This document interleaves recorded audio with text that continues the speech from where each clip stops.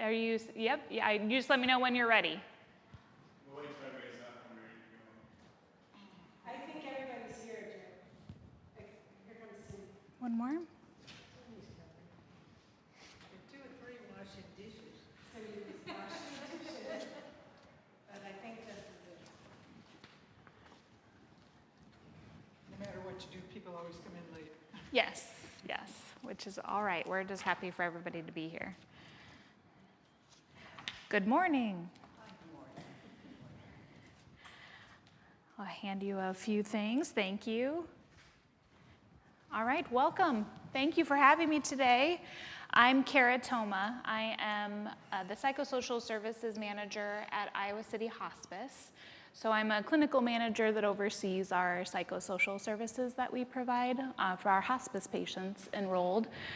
But I also like to speak about advanced directives and do community education about that. So Laura and I were connected, and I'm here today. So thank you for having me. I'm a social worker by training, and I've worked in hospice care for probably about 16 years now. And it's been my career choice as far as my master's in social work, and I've always enjoyed working in end-of-life care. So thank you for having me. And hopefully this is some good conversation. I've provided you with some handouts. The first one there is just some slides, some information that we'll talk about. But mostly I'm hoping that we can talk about what advanced directives are, to see what you guys have in place, what questions do you have, because I like to very much dispel myths and misconceptions about what these are and what they're used for, and how that might apply to you. So I think first what I will do is just quick show of hands. How many of you have done an advanced directive before? Yes, excellent. Yes, thank you. Good question, right? We're going to talk about what is an advanced directive. Forget the name of it. A power of attorney for healthcare, a living will, something of that sort. Very good. Yes, I'm aware of that history. Thank you for mentioning that. There's Honoring Your Wishes is a program of Iowa City Hospice and, to help further advanced care planning and advanced directives in the community. And you guys, I think New Song was a part of that those first community groups, training people in our community to be able to have these conversations with your own communities to help further that initiative, right? So that has certainly seen its shifts over time as far as how we're doing that, what that looks like under Honoring Your Wishes.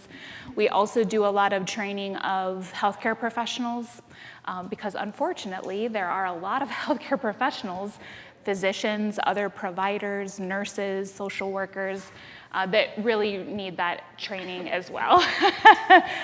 So we find that, of course, we don't cover that in our kind of educational programs. So we want to help people understand what that is so that they can facilitate those conversations with people that they may be providing service or care for. So we do that at Iowa City Hospice. We still train our nurses, our social workers to have those conversations with our patients. And then there's other healthcare organizations that do the same. So I want to talk, I'm going to take actually a little bit of a step back and talk about advanced care planning first. One of the handouts that I gave you, there's some reflection questions. We use this as a tool. We use this as some questions to prompt people to think about advanced care planning. And it is a process. It should happen continuously. And that is one of the big myths or misconceptions that we definitely, yep, go ahead, pass some more down here. There you go. Some myths and misconceptions that we definitely hear. People think, I did it. I'm done. I checked that box. And that is not the end of the story, right? That's not the only thing that we have to do. That is an ongoing process. It changes over time. We expect that to change. And our lives change, where we are at in our lives. What I might decide or make choices about today may change next week, next month, next year, and so on. So we want people to be looking at those again, revisiting those conversations, Perhaps you need to change who you're designating as your decision maker. Your life circumstances have changed. Perhaps that needs to change. And we also encourage people then to have those conversations. So you're going to hear me probably say that multiple times. It's not enough just to complete the documents. You have to have those conversations with those people who you've designated, your loved ones, your family members, so that they know what that would look like for you and what that would. You can't get everything down in black and white on paper. Every scenario, every circumstance, every possibility. So those conversations are so, so important. I give the example when I'm talking with groups about my husband. I've designated him as my decision maker. We have very different perspectives. And so we've had those conversations about, do we feel comfortable being able to honor what the other person would want? Because we have very different perspectives. I have a healthcare perspective of end-of-life care. He's a physical therapist. He has that perspective. That is a very different perspective from each other. And he may make different decisions based on his value system for himself than maybe I would. And we have to understand how each other may look at that so that we feel confident in each other making those decisions for each other if we cannot make those decisions for ourselves.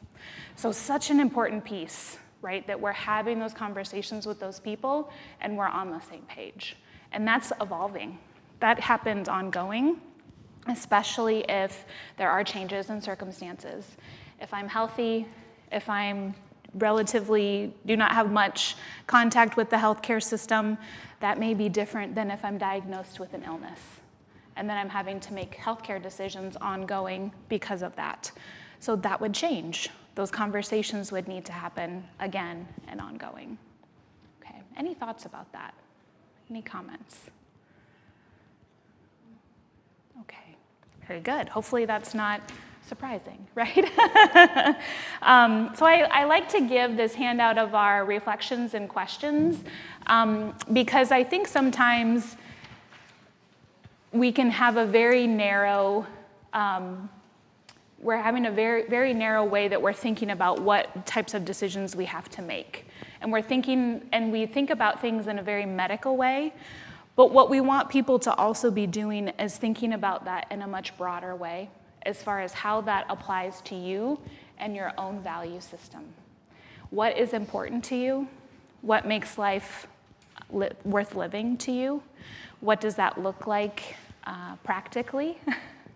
And thinking about those types of questions and then how they inform your decision making medically. Those are very much related, and we know everybody's value systems are different, and how they apply those to their decision making may vary. And so we want people to be thinking about these types of questions. So when we're meeting with folks in the community, we're talking about some of those questions, and I did cite those books as well that we've pulled those from. If you're interested in some reading, if you've not read either of those before, I highly recommend them. So worth taking a look at. But we want people to be thinking so that those are in line with each other, right? And then sharing that with others. And so that helps you fill out those advanced directives as well. So we can come back to those if you have any questions about that. But I do want to talk a little bit about what are different types of advanced directives, because we'll hear that term, and sometimes there are misconceptions about what advanced directives are. And I've provided you with a couple examples in the information that I provided. First, there is this document here. This is the Honoring Your Wishes form. So this is an advanced directive. And then the I-post that I provided is also a type of advanced directive, and I'm going to talk about that and what that is as well. Sometimes the biggest challenge that we run into with advanced directives is, like I said, just not understanding what they are and what purposes they serve. It is very, very common that we get copies of information from people and it's not the right thing. So we're talking about hospice care when somebody is at the end of their life and they don't have the right documents in place because they didn't realize that they weren't necessarily the right ones. So I want to talk about those differences and what those terms are. On the healthcare side, we have kind of healthcare versus financial. That's how we kind of delineate that. So on the healthcare side, we have a living will. So a living will is a document that can provide a statement or even very specific information about the type of care that somebody may or may not want. Usually it's indicating that somebody does not want to have life-sustaining or life-prolonging treatment in different types of scenarios. That can be as little as a very short paragraph. On the Iowa State Bar Association forms, which I did bring a copy of, but I didn't want to provide a lot of confusing information, it's this very small paragraph up here, which really does not give any direction for care, right? So if somebody has this and you're supposed to make decisions for them, you have no idea what that means. What does that mean to that person, right? What does life-sustaining treatment mean to you or to you? And that might mean something different to me. And so those conversations, right, are so, so important. So a living will, and then we have a power of attorney for healthcare. So you might see that referred to as a durable power of attorney, a healthcare proxy, just a power of attorney. Sometimes people don't say that specifically that it's for healthcare, but that is a decision maker that a person has designated to make healthcare decisions for them in the event that they cannot. So that is only in those types of instances, of course, right? If I'm not able to speak for myself, if I'm incapacitated for some reason, then that person would make decisions for me. And that can change. Perhaps I'm incapacitated now, and then I'm able to make decisions for myself again later, and then that can be fluid in that way. I'm unclear how that's different from a living will or some of these other things. Yes, that's a good question. A lot of times we see a power of attorney for healthcare and a living will together. The honoring your wishes form is that. It is actually both. So the power of attorney for healthcare section is designating that person. The living will part of the form is everything else. So what kind of care would I want? What kind of care would I not want? In this type of scenario, if I have an irreversible condition, what kind of care would I like or not like? That's the living will portion. So very many times we see both of those things together. So the living will is more about the type of care that you would want or not want. The healthcare power of attorney is who are you designating to make those decisions for you. And they typically go hand in hand. Okay? Yeah. This may be a no-brainer, but is it possible to have a committee or a group like my three daughters together, have joint power of attorney about the decision? Yeah, that's a good, actually Designate one of the daughters. that is a great question, not a silly question. That comes up all the time, actually. And there are pros and cons of doing it either way. We tend to encourage people to designate one person, but that's because we've seen situations before where if there's multiple people, they may have trouble agreeing. And so I think you have to take that into consideration for yourself on whether or not, if you're designating more than one, are they going to be able to make decisions together and agree? I think for some people, they can say confidently, yes, we've had those conversations, they all know what I want, and they support that. I think in other situations, you may say, well, I don't think that my son and my daughter are going to be able to agree, and so I'm going to designate maybe one person instead. So I do think that is an individual choice and based on circumstances. But that is a very common question that we get. And the language is really important in that also. If we see a document that says, I designate my son and my daughter, and have their names there, the and is very important. If it says and, they both have equal power, and they have to agree. If it says or, my son or my daughter, then that opens a can of worms. Because technically, either one of them could make decisions, and they may not agree, or they may not both be involved or physically here or present. We see very much that healthcare providers, especially in emergency situations or in the hospital system, they tend to go with whoever is easily available to them. So if you have someone that's locally close or always physically present, they may be the one that's being deferred to most frequently because they have easy access. If you have somebody that is also on that form as able to make decisions, but they're not being consulted, that can open some difficulties because maybe they want to be, but they're not as easily accessible. So that's some logistics to consider, and that can absolutely play out in our day-to-day kind of healthcare system. And if you have, for example, a committee of 3, and one of them is on vacation, unreachable, or whatever, does that create problems? It can, especially if the language is "and," where they're all supposed to make decisions together and one is not very reachable. That can cause delays, and needing to reach that person and needing to have their input in making decisions. In the case of my brother, my older sister had power of attorney for medical decisions. I'm not sure how it was written, though, that I was an alternative, or if she was not available. Sure. It would be me. Yes. So when my brother was dying, my sister was in an advanced stage of dementia. But I had to take special steps to get myself designated as the decision maker. Okay. And I'm wondering if there might have been an easier way. Yes. Well, and so let's talk about that because there's a couple things to point out in a situation like that.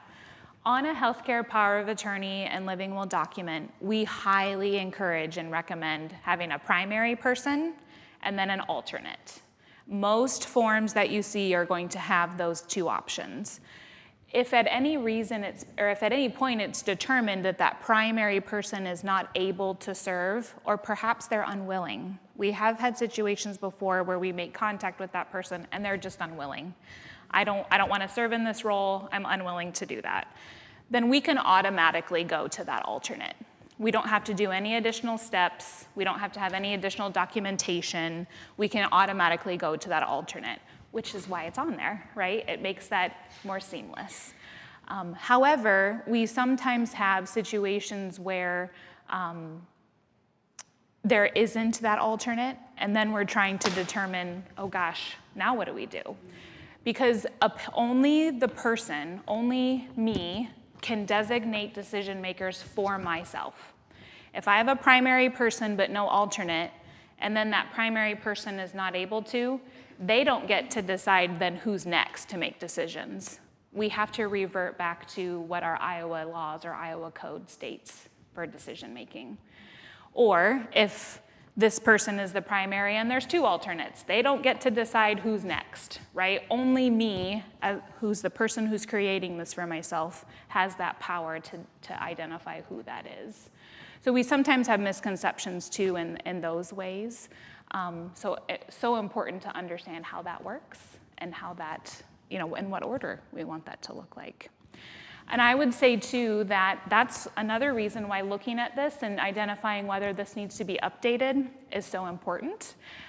Because if I have somebody that I've designated but is no longer able to serve in that capacity, perhaps I want to update it. Maybe I want to make my alternate my primary and identify a different alternate instead. That's a good opportunity to update that if that's appropriate. Yeah. Okay, so if your wishes are on file, probably at the nearest hospital to where you live, and in my case, it's at the University Hospital. But let's think of some other circumstances, such as on my way to Des Moines, I'm in an accident, the ambulance takes me to the largest, best hospital in Des Moines, and they don't have access to my wishes. Yes. Mm-hmm. What do they do?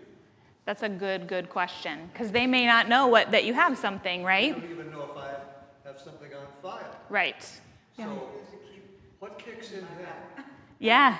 Some people, as you're mentioning, some people will keep a copy of that in their purse. Yep. Mm-hmm.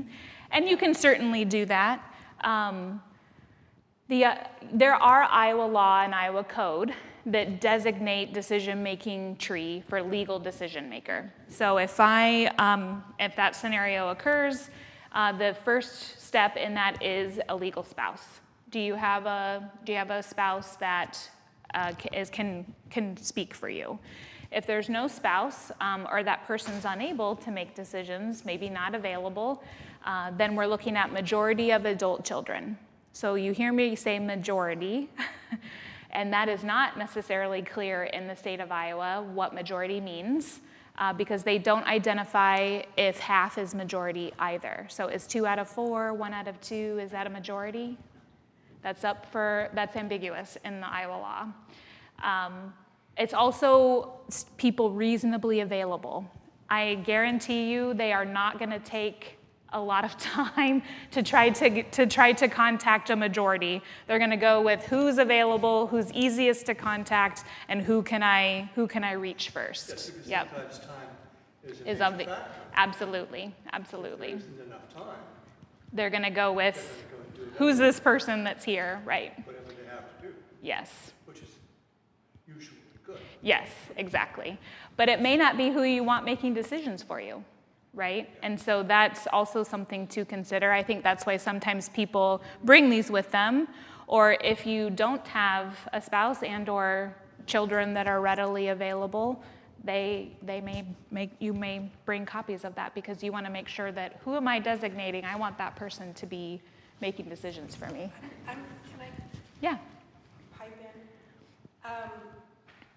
I use this in my work, and one of the things that I explain to people, and that encountering these situations in lots of, especially emergency situations, to me, the really, really important part of this is the making copies. Because you make copies and give it to anyone who's going to care about decisions that might be made. The real purpose of this, one of the really strong benefits of this document is that it protects the person you name. So that, as Kara said, we really, strongly urge one person be named, not a committee. But that goes along with making copies for all the other, in your case, your daughters, all the other people in the family, so that the decision maker gets to say, I'm not making this based on my values. I'm making this based on Esther's values, Mom's values. You have a copy of this document. Here's what she said she wanted. I'm doing what she said, not what I said. So it protects, and I've seen this happen many times, it protects the decision maker from everybody else's being pissed off. Yep, because that happens. And so if it also is in a situation where if other people, not just the hospital, give to other people that are going to care so that they know. Absolutely, yes. It's so, so, so important. And it can be difficult to get into every type of scenario or every type of situation in the document, but we do recommend completing it as fully and completely as you can while reflecting on those questions, right, and reflecting on those values. We also encourage folks to have those conversations, but not just with who you name, with everybody, right? So an example, my dad was diagnosed with an illness, and at the time we weren't sure where that was going to go. He made sure, well, and I did a little prompting, but he made sure to sit. I have 3 siblings, there are 4 of us, and a stepmom, so she's not our mom, so there's this dynamic there, a good dynamic, but there's a dynamic there. And so he made sure to sit down with all of us together. We had to bring somebody in on the phone, right, who couldn't be there, to have those conversations, and so that he could clearly say, this is what I would want, this is what I would want in this scenario, this is what I would want in this scenario. I'm designating Jean, my wife, your stepmom, as my decision maker, but I want you all to hear what it is that I'm deciding, so that she can honor that, but so that that's clear to you all that she's not doing that because that's what she wants, it's because it's what I want. So he had that conversation with all of us. And based on my experience with these types of scenarios, I prompted him. I said, I think we should talk about this, Dad. And he, of course, was like, oh, Jean knows. I know she knows, but we don't know. I think I know, but I don't know that my siblings know. Let's have that conversation. It was very emotional and difficult, but it was so helpful, so helpful. And everybody felt better about understanding and being on the same page. So, yeah. You know, not everyone has children close by. Right. And if we designate, we have a son who's a paramedic, and he knows a lot about medical things, and we have designated him, but he's also a firefighter, and he's not always available. Yeah. So that's an issue. I mean, It could be. and our sons all live away from us. Yes.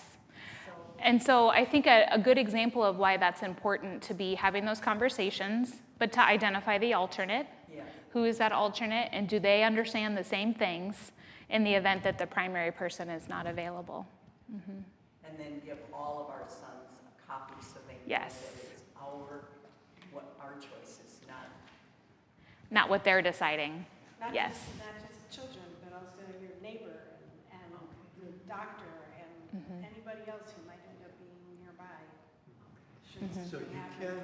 can include as an alternate some people who may be more permanently available than others. Yes. Like in Peg's case, if her son is not available at that moment, there's another alternate available somewhere who might be institutional person rather than a family person. You can, yes, you can choose somebody that's not a family member. Maybe it's a friend or a neighbor or a caregiver of some kind. But we do strongly encourage you to consider anybody that any healthcare provider or any, if you employ any kind of caregiving agency, or if you're in a setting where, like an assisted living or something like that, we encourage you not, and in fact it's frowned upon, to include as a decision maker anybody connected to you because you pay for services. That would be considered a conflict of interest. Because you're associated with them because they are providing you care, and there's that agreement, and there's money exchange for that, right? And so we encourage you not to do that. But if you have friends, neighbors, other people that you're connected to that would be willing to serve in that way, you can absolutely designate someone like that as a primary or an alternate. So in my case, I had my family doctor on the information card in my wallet. Number one, he's passed away now, so I need another person on my card. Yeah. But he was a physician in the employ of university hospitals, which would probably also be the one to do the surgery, or the hospital would be the one. So is that a potential conflict of interest? If you're identifying that provider to be serving, if he provides you any kind of medical care or oversight of your care, then I would say yes, that's a conflict of interest. But what's the card in there? Wow. Or is it just notifying who your provider is? But it's not a power of attorney. It's just, It's a here's contact card. That's different. Yeah. Yes, All so contacts are. But you said septic. That's different. yeah, so if you've got a contact card that has, who who is my primary care provider, what's my hospital of choice. That's helpful information to have. When I replace this card, I need good information to make sure there is no conflict of interest to the new person I put on my But card. that's what I'm saying, there's no conflict of interest. Not on the card, no. There might not be time for a seance. Kara, I think I need some clarification. The written advance directive can't just speak for itself? That is a good question. Not necessarily, because you cannot necessarily get every type of situation, circumstance, and specifics about what might be happening. And while a healthcare provider may look at your document, they're absolutely going to want to go to that decision maker for confirmation and a decision instead. So we actually do look at that more of as it's an information, it drives that person's decision making. It's informing that person to help them make decisions. So not necessarily, it does not necessarily stand for itself. So And even if you have like DNR? correct. So we're going to talk about the I-post. We're going to talk about the I-post because that comes into play with that type of situation. But I would also say that a healthcare power of attorney, somebody that you designate, they may see your document, they may see what you would want in a certain scenario, but they can still make a different decision. Because the only legal part of this is designating the person. Everything else is, and here's my wishes. They're directions to that person. There's nothing legal about Correct. your wishes. Correct. One of the places I get stuck is, I have one daughter and no other, so I'm not sure, and all my siblings are way, way far away, so I'm not sure who's a good, I don't know. I don't have a good idea for an alternate, Sure. especially if a doctor's not a good idea. Right. And that can be a challenge. It can also be a barrier to wanting that or to completing the steps. Don't let that be a barrier. Yep. Don't let that be a barrier. Because you can certainly designate that without an alternate. You can absolutely do that. Yes. Let's talk about the I-post a little bit, because I want to take that a little bit further, that question and that comment. So the I-post is this document. So it is based, so I-post stands for Iowa Physician Orders for Scope of Treatment. So this is a medical document that healthcare providers can follow. And once it's signed by a physician or other type of provider, a nurse practitioner, a PA, those directives can be followed as a medical order. So that's the distinction. Like we were talking about with the healthcare power of attorney, those are not legally binding orders or direct, they are those are my wishes and what I'm encouraging you to make decisions and how. The I-post takes that step further. It's based on a larger paradigm, the POLST, P-O-L-S-T paradigm, and this is the Iowa version. So in different states, there are different versions of this, and you might hear that called differently. So what this does is it takes some of those specific preferences for healthcare and it turns that into a medical order so that healthcare providers can follow it without having to get that specific okay or direction or decision from a healthcare power of attorney or somebody else. So on the I-post, you can see that the first section talks about code status, so CPR, whether somebody wants CPR or not. The middle section talks about other medical interventions, going to the hospital, other types of invasive care like a breathing tube or other types of interventions. And then the other section talks about artificial nutrition, so a feeding tube. So these are common areas where we see conversation, sometimes we don't agree, and these are an easy way, maybe not always easy in implementation, but a way that then we can turn those preferences for me as the person designating this into medical orders so that healthcare providers, which is hospital staff, emergency medical staff, first responders, hospice care staff, we can follow these as medical orders that say, these are what we want, the physician has signed it, and we don't have to make that decision again every time or hear that okay from that other person. So it gives a little bit more oomph to that, right? To say, this is what I want, and these are orders, and you can follow it. So in a situation where somebody's living at home or in an apartment maybe, and they fall, and they have some other kind of medical event, and somebody has an I-post, we can see that they do not want CPR, then we don't have to initiate it, which is a huge, huge thing in the state of Iowa and other states, because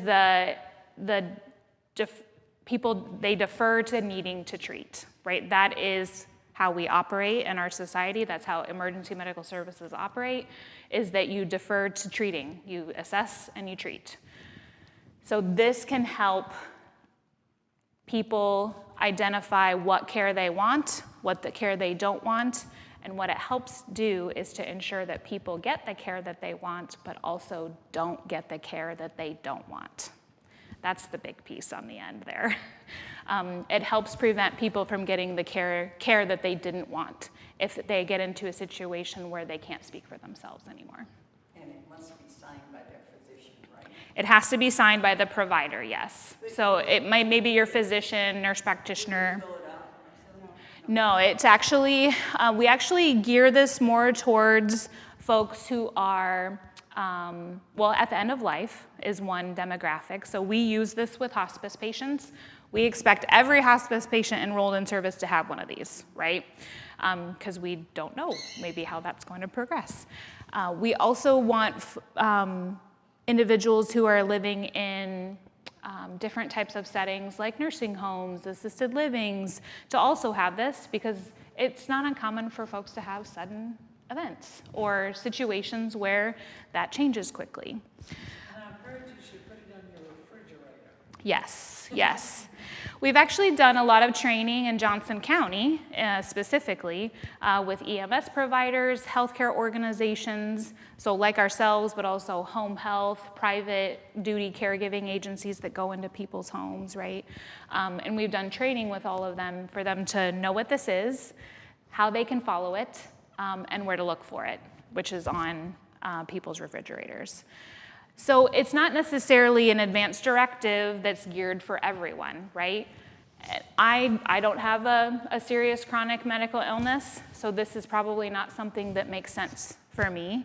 But we can use that for anybody that has a life-limiting illness, a long-term chronic serious illness, dementia, heart disease, heart failure, end-stage COPD, different things like that, where an event may be not unusual or maybe wouldn't be surprising. Let's have an I-post in place for that person.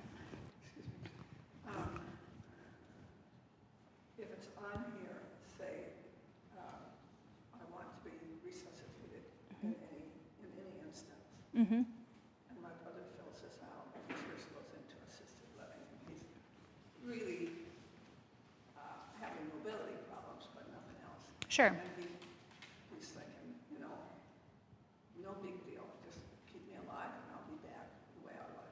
Mm-hmm. But then he's in hospice care, not conscious or not Coherent. Mm-hmm. and it's a downward slide from there. Mm-hmm. And I pulled in as the alternate for his care. Sure. And I see this, and I see that he had filled out he wanted to be resuscitated in any instance. Mm-hmm. That was another step to get this changed. Yes. I could move it to the NR. Yes. That is. I wonder if there's any Sure. That is a possibility. And that is also why, as kind of we talked about in the very beginning, looking at these again as time has gone on, as circumstances have changed, maybe there's a new illness, a new event, now an enrollment in hospice care, where we need to revisit these. And maybe the decisions that were made then are not the same decisions that we would make now. And that's normal, and that's expected. We want to normalize that, right? It's not that we're changing it and going against what he decided originally. That made sense at the time. But the circumstances have changed. And so we want to revisit that again and have another conversation. That's where that values piece comes in, and why we may make decisions now that we may make a different decision later based on our value system and what's important to us. Some of those questions: what makes life worth living to me? What does that look like?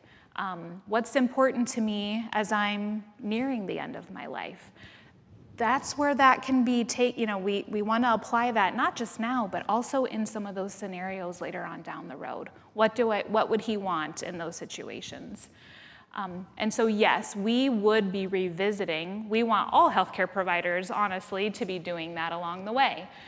We want physicians' offices to do that, the hospital to do that, those types of settings, assisted living, hospice. At those junctures, we should be having those conversations again. Do you have any advanced directives? What are they? Do they need to be updated? Now with this additional information, do you need or desire to make any changes to those? And that's a normal part of the process. We would expect that, right? Are you saying we should all do an outpost to just people who have some kind of diagnosis? I don't think it's not necessarily applicable to all people at any point. It's more geared towards somebody who's frail, elderly, with a long-term chronic serious illness, maybe an end of a terminal illness that's been diagnosed. We can use it for, and actually any person with a life-limiting illness. It can be even used for pediatric patients that have maybe a terminal illness or a long-term chronic serious illness. Now, this Part D confuses me because it seems like it would be obvious to check with the patient first. But if I, for instance, put my parents, are they going to, or my child or my spouse, So are they what? going to go to that person instead of asking me first? Or So what this is actually asking is saying, who's filling this out? So, oh, okay. so if it's me, I'm doing it for myself, we're checking patient. I thought it was asking who's going to make the decision. Yeah, that's a good question. It's not clear. It's not clear the way, if you're not familiar with it. So this is asking who's directing this, who's completing this. Correct. Yep. But in the situation you described, right, if you're doing a new I-post for your brother, acting as his power of attorney, we're checking durable power of attorney for healthcare in that section on that I-post for him, right? Still have to be by a physician. Correct. It would still be, a new one would be signed, the old one would be destroyed. You're signing that as the power of attorney for healthcare, and then that physician or other provider also signs it.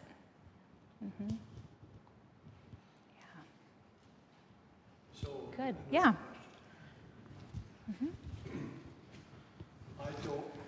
My information has been on file for quite a few years. I don't remember when I did it. 20 years. Yeah. This form was first made in 2009 and currently is updated in 2012. Yes. So it probably postdates the form that I originally turned in. Sure. So should I just take this and fill it out and hand it into the university or what? You can't. It's a doctor's order. Doctor, well, I need to Right. talk about this with my doctor. Yes, and you could have a conversation with your provider on, does an I-post make sense for me? It may not make sense for you, depending upon what your situation is. But you should absolutely be taking that healthcare directive in, yes, that power of attorney for healthcare. But if you get to the point, if I get to the point where I'm entering hospice or have some other illness that might lead me there, then I might want to. Yes. And I would say that we would hope that our providers, our physician that I'm seeing, that I've seen for the last 20 years, is going to let me know when it's time for that. I will tell you that that's not how that works. They don't. Either because they just don't have time for it, they're not thinking about it, they're thinking about, they just don't, unfortunately. They don't like to do it. They don't like to do it. They call the chaplains to do it. Yes. And My surgeon said, we don't want our patients to die. yes. Or they don't want to give that impression that they are giving up on you, or there's lots of layers to that, right? For example, in hospice care, what we have done in our agency is every person that's enrolled, we check. Do they have one already? What is it? Does it need to be updated or not? If they don't, then we complete it.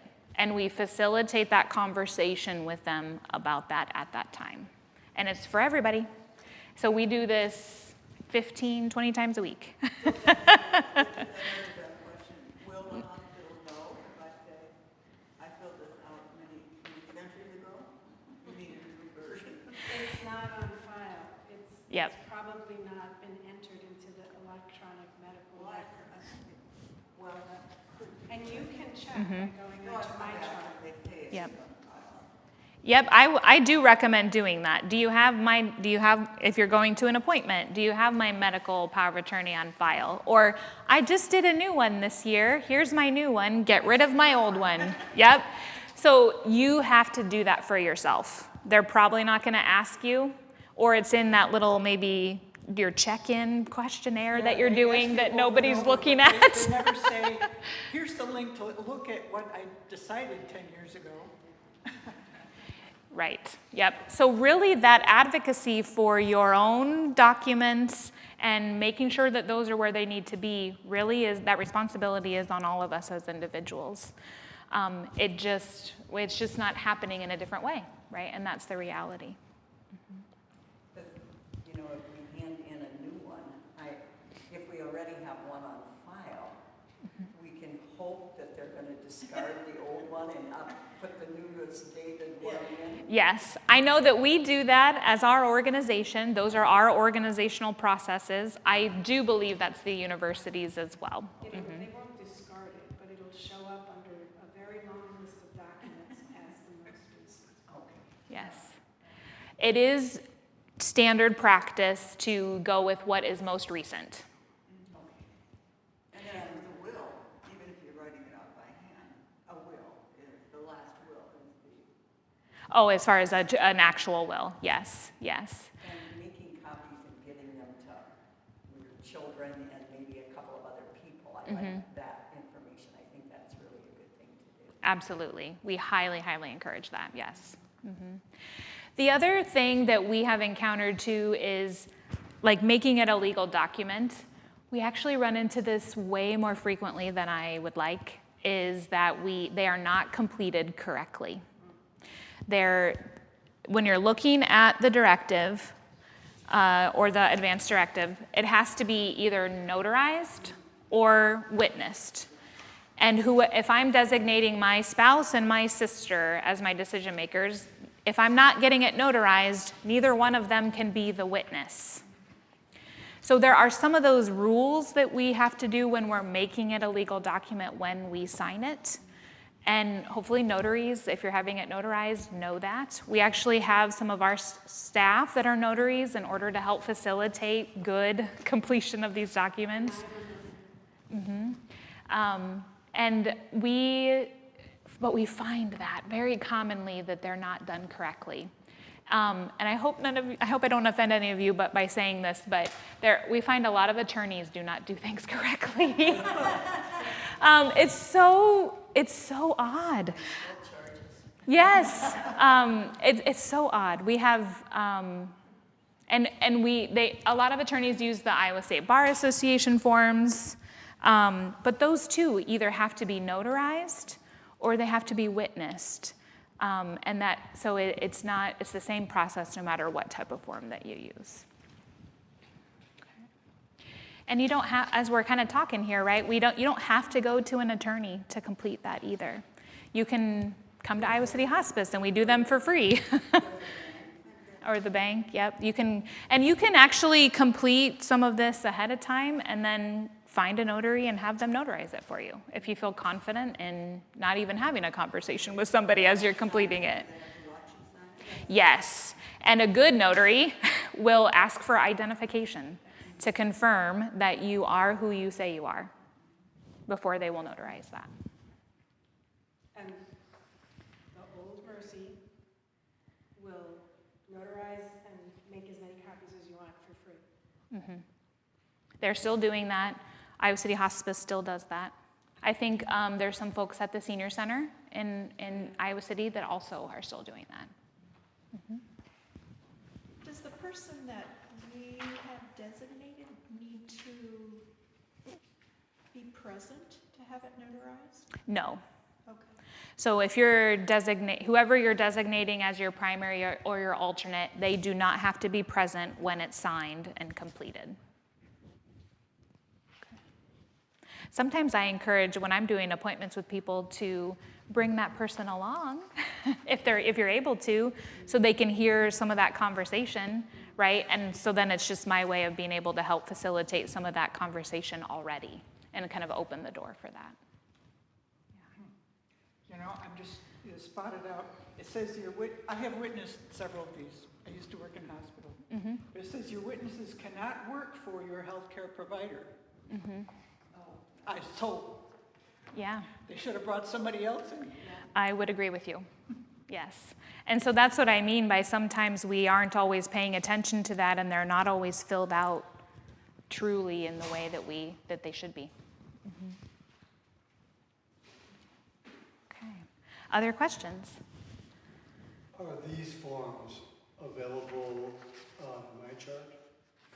Not blank ones, no. Once you have completed documents and you have sent that into the university or wherever it is that you receive your care, your copies that you've completed should be viewable on my chart. But if you're looking for blank copies, typically, sorry about that. The iPost isn't typically available to the community at large because it's not for everyone. Right? You need to fit into kind of this demographic for it to be appropriate for you. So it's really not available to the public in an easy way. It is available on I think it's the Iowa, it's one of the state government organizations. It is available on their website. So healthcare organizations do get that from there. Healthcare power of attorney forms, though, and our Honoring Your Wishes is available on our website, and anybody can download it. We have Spanish copies, we also have large print copies and templates and things like that so that people can get that on their own. We also get inquiries, and we mail out a lot of information to people via the mail as well. So you signed it at the time, it's the first one. If you're filling it out, you should not sign it. No, you don't sign anything. Yep, you shouldn't sign anything until you're ready for that to either be notarized or witnessed. Mm-hmm. But you can fill out the other sections.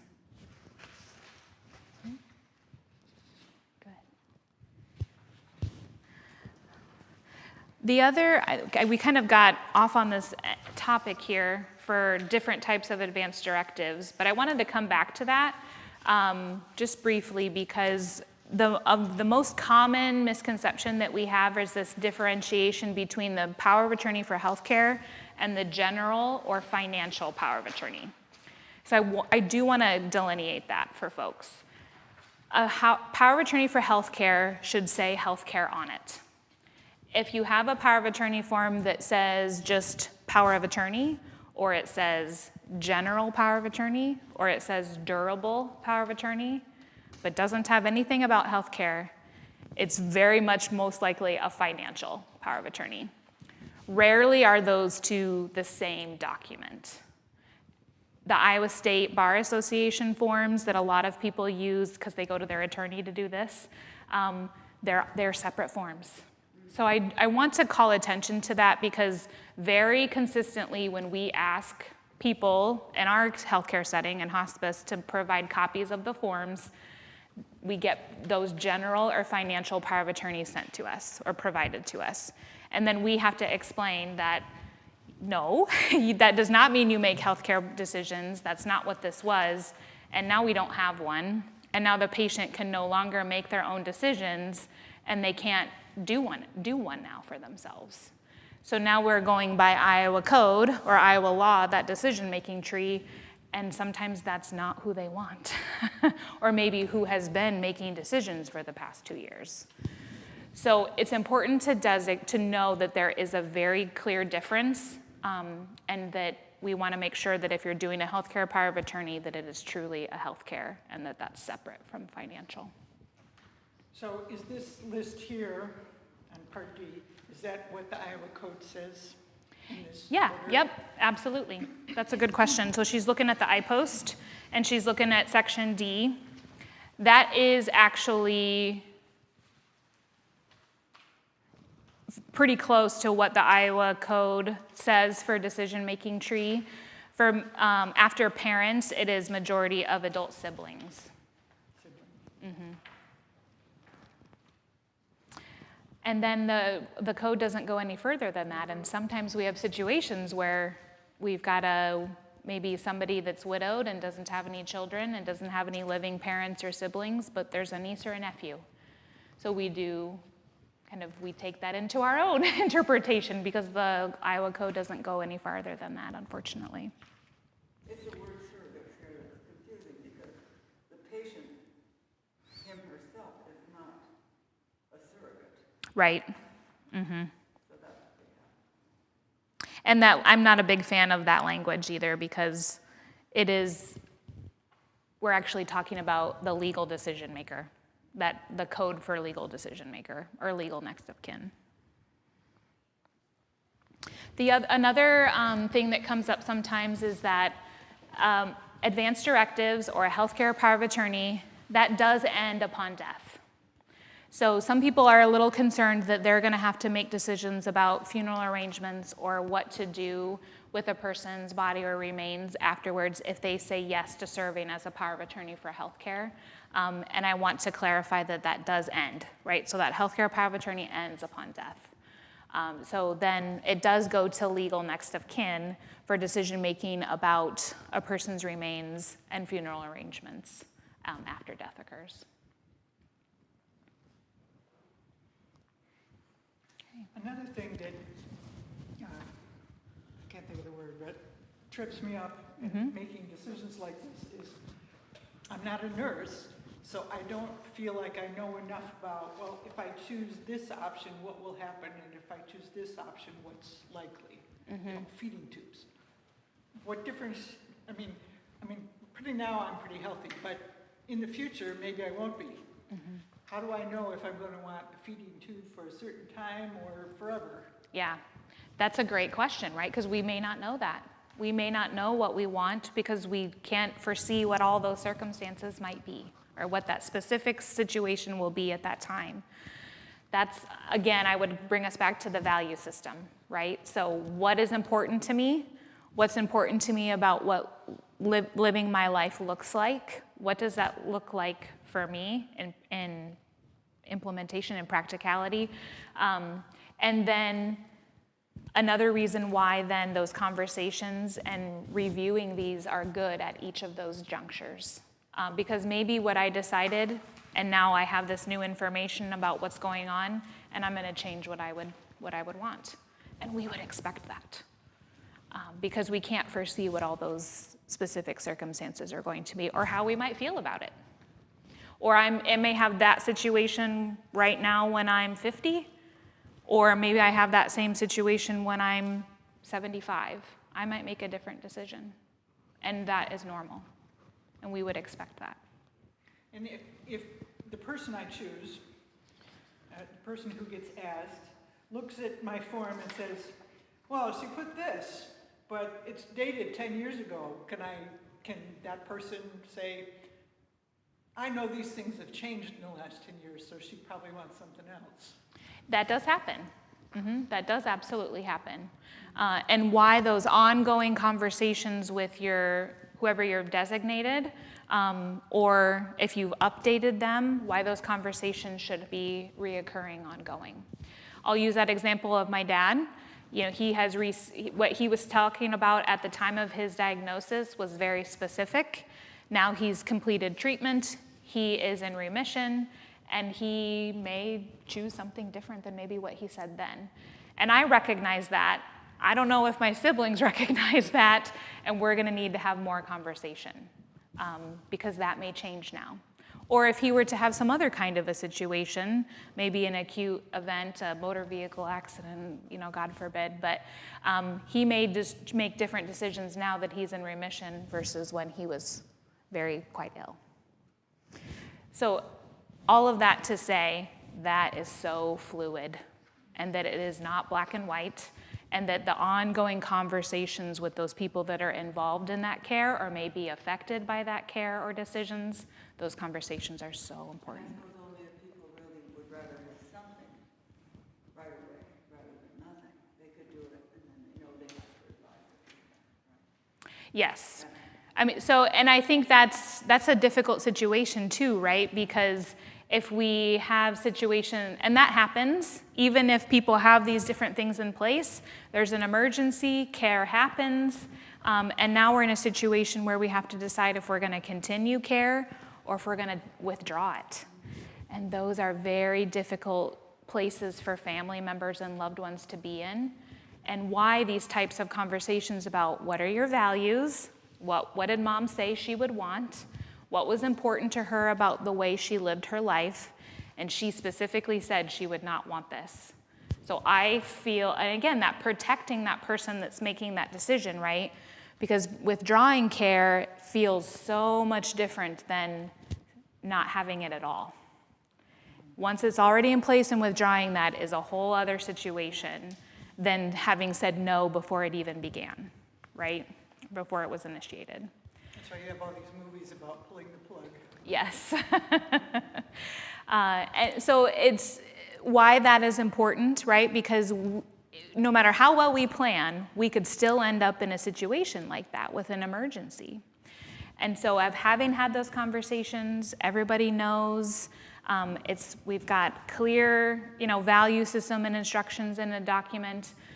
It protects that person making the decision, but it also helps them emotionally to be able to feel good or confident. Good's not a great word, but confident in the decision that they're making. Yeah. I think I've also seen online some examples of where people have filled it out. Someone like me who may not even know what language I need to put in there or even a starting point. Mm-hmm. Seeing some online of where people have filled them out, I can sort of look at that and go, oh, yes, I agree with that part, or no, at least you have a starting point. Yeah. With being able to figure out what you need to name. Right. That's a good thing. It's a good thing to be doing. And why we encourage people to have those meetings with facilitators, right? Because we can help prompt some of those questions or talk about those types of things that you may not have been thinking about when thinking about completing a document. So I have my dad is 94, but he lives in another state. Mm-hmm. So I guess my question is, how similar are other state laws? If I were to send him this, but it might not fit for New York. Yeah. There's a lot of variability from state to state. A pro and a con of the nation we live in, right, is that it can look very different from state to state. I recommend looking at the healthcare system with where they live and what might be available there. There's really good stuff out there. And so there may be applicable resources or organizations like us that are doing the same type of work in those areas. So I do recommend that. And something like an iPost isn't going to be applicable in a different state, right? but asking, well, what is that post document? Do you have a post, you know? There is a pulse document in every state. It's just This is Iowa's. It's just called something different, right? So, but that healthcare system is probably a good place to start as far as the healthcare system that person might be closest to or a part of. I told Carl we would only go an hour. So I thought we should honor that. Sure. Thank you for coming. Of course. Yeah. Thanks. Thank you. I can take those back. Yep, you can keep everything, but I will take those iPosts back. But I wanted everybody to have a chance to see it. Thank you. Thank you. Yes. If you want to Thank you. fill out Thank you. an iPost and then take it to our physicians, You have to talk to your doctor. they are the only ones that have the forms. No, you can get them, I can get you one, but I get you a photocopy. The doctor has the orange. Yes. Yep. Yeah. Yep.